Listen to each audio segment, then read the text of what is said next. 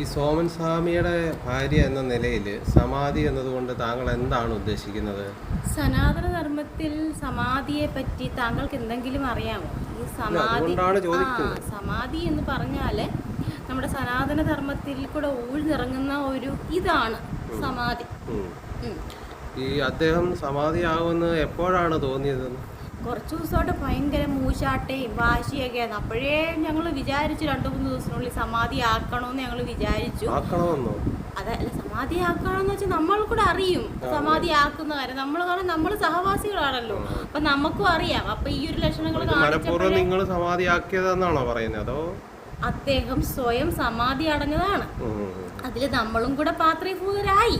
അല്ലാതെ ഒറ്റയ്ക്ക് ഒരാൾക്ക് ഇതിനൊന്നും സമാധിയാവാനൊന്നും പറ്റുമെന്ന് എനിക്ക് തോന്നുന്നില്ല. ഞങ്ങളുടെ നാട്ടുകാർ പറയുന്നത് നിങ്ങൾ വീട്ടുകാരെല്ലാവരും ചേർന്ന് സമാധിയാക്കിയതാണെന്നാണ്.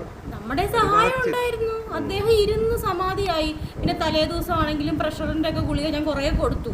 കാരണം സമാധി ആവുമെന്ന്, നാളെ സമാധി ആവും നമുക്ക് നല്ല ഉറപ്പുണ്ടായിരുന്നു. കാരണം ആ ലക്ഷണങ്ങൾ ഈ പറഞ്ഞ പോലൊക്കെ കാണിച്ചു തുടങ്ങി. ആ പ്രഷറിന്റെ ഷുഗറിന്റെ ഒക്കെ ഗുളിക ഒരു 2 മാസത്തേക്കുള്ള ഒരുമിച്ച് ഞങ്ങൾ കൊടുത്തു.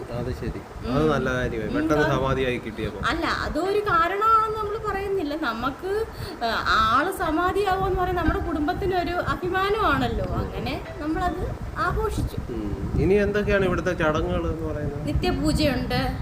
പിന്നെ ഇവിടെ വന്ന് പ്രാർത്ഥിച്ചാൽ നമുക്ക് പെട്ടെന്ന് സമാധിയാകാൻ പറ്റും. സമാധിയാവേണ്ടവർ വരാം. ആരെങ്കിലും സമാധി ആക്കണമെങ്കിൽ ഇവിടെ വരാം. അതിനുള്ള പ്രത്യേകപരമായ പ്രസംഗങ്ങളും പഠിപ്പീരും ഒക്കെ ഇവിടെ എൻ്റെ മക്കളൊക്കെ ചെയ്യുന്നുണ്ട്. നിങ്ങൾ സമാധിയാക്കി കൊടുക്കുകയും ചെയ്യൂല്ലേ?